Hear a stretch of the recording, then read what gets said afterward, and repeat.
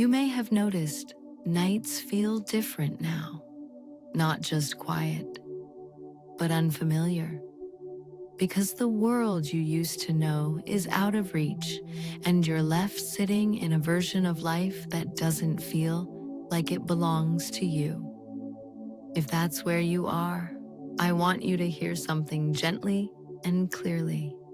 Nothing about what you're feeling is strange. Nothing about how you're coping is wrong. The first month after losing your husband is not something people are usually prepared for. Even when you thought you understood grief, the lived experience is different. It can feel like the ground underneath you has disappeared, and you're still somehow expected to stand. There's a strange disorientation in those early days. You may find yourself forgetting what time it is, or sitting down and not remembering why you walked into a room, or looking at ordinary objects and suddenly feeling hit by the reality that they are still here, but the person you shared them with is not. And it's not just emotional, it's physical too. Your body can feel heavy or restless or completely exhausted in a way sleep doesn't fix. You might wake up and feel for a split second like everything is normal, and then it comes rushing back again. That cycle, waking, remembering, re-realizing, can happen over and over, and each time it lands with the same weight. In this early stage, something important to understand is that your mind is not trying to move on. It is trying to process something it cannot fully compute yet. Loss like this doesn't arrive in a straight line. It arrives in waves, in fragments, in moments that feel both unreal and painfully real at the same time. You might notice numbness one moment and deep sorrow the next, or even both at once. You might laugh at something and then feel guilty immediately after, or feel nothing at all and then suddenly feel everything. All of this is part of the early shock response.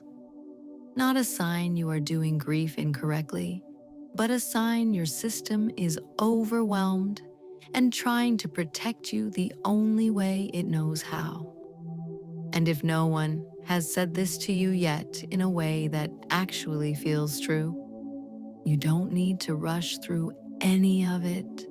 There is no timeline you have to meet in your grief. There is no right emotional state you're supposed to be in. Some moments you may feel like you are holding yourself together. Other moments it may feel like you are falling apart. Both are valid. The world as you've known it has crumbled, and these painful feelings, these waves of grief continue to ebb and flow out of your control. This is how much you've lost. This is how much you loved. And everything you're experiencing is uncontrollable but normal. So instead of trying to fix anything right now, I want to offer you one small thing, something simple you can return to when it all feels like too much. When you need a brief moment of relief, place one hand gently on your chest, place the other on your stomach, and just notice that you are here. Focus on an object in the room. Now take a slow breath in through your nose to the count of 4 and hold it for 3 seconds. Now slowly exhale to the count of 6. Do that again. Inhale, hold, exhale. Continue slow breaths until you feel a moment of calmness. This isn't about making grief smaller or feeling completely relaxed. It's about sending a signal to your overwhelmed nervous system that you are safe. It's about giving your body a moment where it is not being carried entirely by shock. Because in these early days of grief, your nervous system is working overtime. It is scanning for safety in a world that suddenly feels unsafe. And something as small as a breath reminds you, just for a moment, that you are safe. But right now, in these early days of grief, it's not about finding meaning or pretending you're okay. It's about surviving in a life you didn't ask for. It's about coping with your greatest loss one day at a time, sometimes 1 minute at a time, or even just one breath at a time. And if no one has told you gently today, please know you don't have to carry all of this with strength. You only have to move through it. And if all you can do today is breathe, that is enough. If you can, please share in the comments what you'd like people to know about those first days of grief.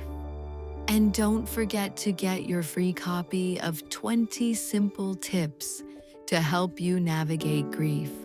The link is in the description. Take care, and I'll see you in the next video.